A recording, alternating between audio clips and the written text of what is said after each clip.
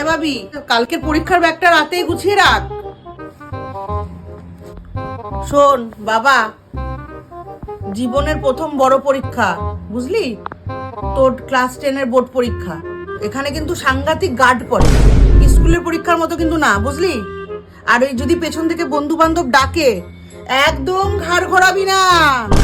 সে ডেকে ডেকে তোর শার্ট ছিঁড়ে দিক, বুঝতে পারলি? একবার যদি ধরা পড়িস না, পুরো জীবন বরবাদ হয়ে যাবে।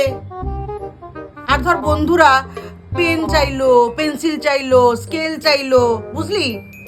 একদম দিতে যাস না। আবার অনেক সময় দেখা যায় বন্ধুরা সময় জিজ্ঞেস করে, কিরে কটা বাজে আর কতক্ষণ বাকি পরীক্ষা শেষ হতে। বলতে যাবি না কিন্তু বাবা, এক্সামিনার কিন্তু বুঝবে না তুই সময় বলছিস, ভাববে তুই ওকে আনসার বলে দিচ্ছিস, বুঝলি? ব্যাস খাতাটা খপাক করে ধরে ফেলবে, ধরেই ক্যান্সেল, তোর খাতা ক্যান্সেল করে দেবে।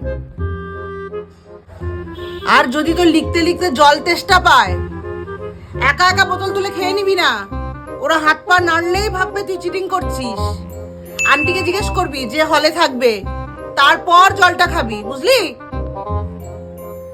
এই যে ব্যাগ এনে দিলাম, রাত্রিরে গুছিয়ে রাখ।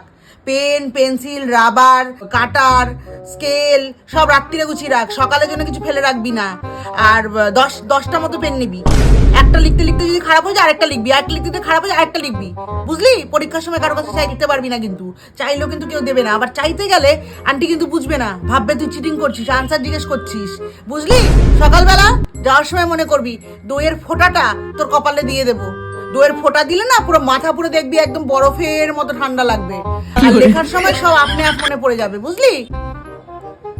মা সবই তো বুঝলাম, কিন্তু আমি এত যে কলম নিয়ে যাচ্ছি, আমার কি এতগুলো কলম খারাপ হয়ে যাবে? শোন, বলা তো যায় না, সঙ্গে থাকলে খারাপ কি? আর দেখলি তোর একটা কথা একটা না একটা বলাই চাই। এতক্ষণ চুপ করে মাথা নাড়ছিলি, তাই তো ভাবি। আর শোন, পরীক্ষা লেখা শুরু করার আগে সরস্বতী ঠাকুরের নাম করে নিবি, বুঝলি? আর তোকে যদি কেউ বেশি জ্বালায়, আন্টিকে কমপ্লেন করে দিবি, he is disturbing, she is disturbing, change place. তাহলে আন্টি জায়গা চেঞ্জ করে দেবে, বুঝলি? আন্টিকে বলবি জায়গা চেঞ্জ করে দিতে। তুই ব্যাগ গোছা, আমি রাতের খাবার বাড়ি।